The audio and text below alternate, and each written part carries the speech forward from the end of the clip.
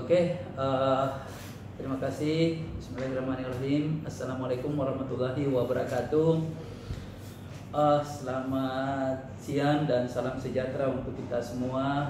Alhamdulillah, adik-adik sekalian, hari ini kita akan kemudian mengikuti kuliah kelas online karena seperti yang sudah kita pahami dan ketahui bersama bahwa untuk proses pembelajaran selama kurang lebih 2 pekan pada lingkup Universitas Hasanuddin ini harus kita lakukan dalam bentuk kuliah secara online untuk kemudian mengantisipasi penyebaran daripada virus corona yang saya kira sudah menjadi kegelisahan di banyak tempat, dan saya kira mudah-mudahan adik-adik sekalian dan kita semua bisa terhindar dari segala mara bahaya khususnya terkait dengan penyakit virus corona ini.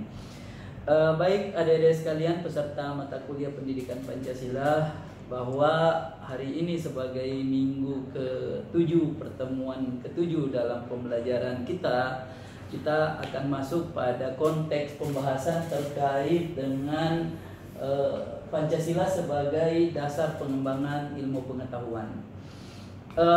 Ada beberapa hal yang saya kira terkait dengan konsep dasar ilmu pengetahuan ini yang harus kita pahami secara bersama sebagai kerangka kita untuk memahami konteks Pancasila di dalam sebagai satu paradigma di dalam pengembangan ilmu pengetahuan itu sendiri. Dalam filsafat Pancasila di beberapa pertemuan minggu lalu sudah saya jelaskan terkait landasan ilmu pengetahuan itu sendiri dibangun pada 3 kerangka konsep dasar yang harus dimiliki oleh ilmu pengetahuan. Ada yang disebut dengan konsep ontologi ilmu, ada konsep epistemologi ilmu, dan konsep aksiologi ilmu. Pada pilar ontologi ilmu saya kira sekedar saya review saja kembali menyangkut tentang bagaimana keberadaan atau eksistensi daripada ilmu pengetahuan tersebut. Sementara konsep epistemologi, bagaimana kemudian metode memperoleh kebenaran di dalam ilmu pengetahuan tersebut, apa prosedur-prosedur, strategi yang kemudian digunakan untuk menjelaskan tentang fokus kajian daripada ilmu pengetahuan tersebut. Dan konsep aksiologi adalah terkait bagaimana penerapan pengembangan ilmu pengetahuan tersebut pada konteks realitas kehidupan. Nah, sebagai kita kemudian melihat pada konteks konsep Pancasila sebagai dasar nilai pengembangan ilmu pengetahuan, bahwa nilai-nilai Pancasila ya bisa adik-adik saksikan di layar. Poin pertama, nilai-nilai Pancasila memiliki peran sebagai rambu normatif bagi pengembangan ilmu pengetahuan dan teknologi di Indonesia, agar kemudian ilmu pengetahuan, teknologi yang kemudian kita miliki atau pengembangan iptek yang kemudian muncul dalam kehidupan kita khususnya sebagai manusia Indonesia tidak keluar dari konteks cara berpikir dan cara bertindak bangsa Indonesia.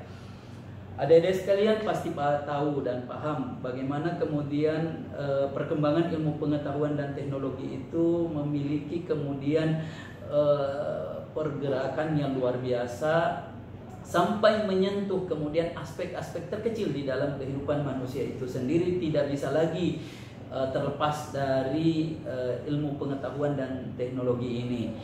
Perkembangan era digitalisasi bisa kemudian menjadi bukti bagi kita bagaimana kemudian ilmu pengetahuan dan teknologi itu membawa nilai-nilai positif pada satu sisi, dan pada sisi lain juga memberikan bawaan nilai-nilai negatif.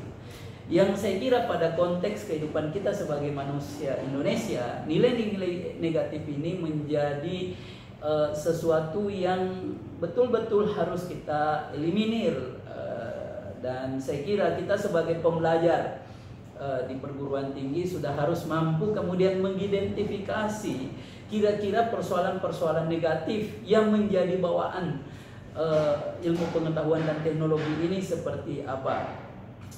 Bahwa yang kedua, bahwa ilmu pengetahuan dan teknologi yang berkembang di Indonesia ini haruslah kemudian tidak bertentangan dengan konsep nilai-nilai dasar di dalam Pancasila itu sendiri ada.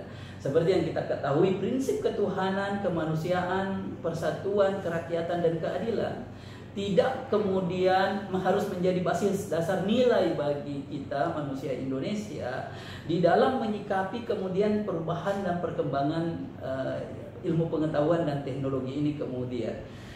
Jangan sampai perkembangan ilmu pengetahuan dan teknologi ini kemudian merusak nilai-nilai kemanusiaan di dalam diri kita sebagai manusia Indonesia.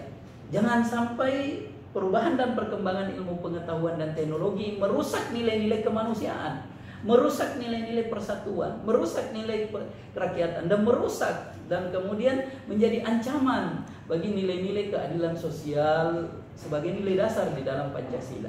Ini yang harus kemudian saya kira kita betul-betul waspada, mawas diri di dalam konteks perubahan-perubahan teknologi informasi yang luar biasa. Dulu untuk kemudian berkomunikasi dengan orang, komunikasi yang kita gunakan biasanya komunikasi face to face. Sekarang dengan kecanggihan teknologi dan kecanggihan smartphone yang kita miliki, kemudian kita bisa melakukan seperti saat ini kuliah dengan menggunakan banyak ragam media sosial.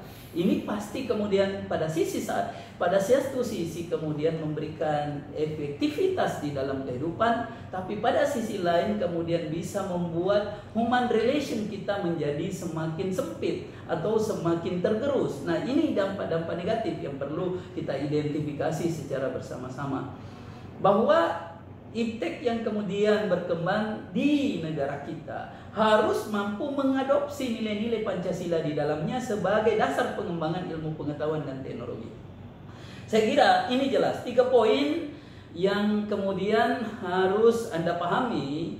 Oleh karenanya sebagai satu pegangan bagi saya bahwa Anda mengikuti apa yang saya jelaskan ini, saya beri kesempatan kepada Anda kurang lebih 15 menit berikutnya untuk kemudian coba uraikan apa sih kemudian dampak-dampak positif yang kemudian dimunculkan oleh perubahan dan perkembangan ilmu pengetahuan dan teknologi itu, dan apa dampak negatif dari perubahan dan perkembangan ilmu pengetahuan dan teknologi itu.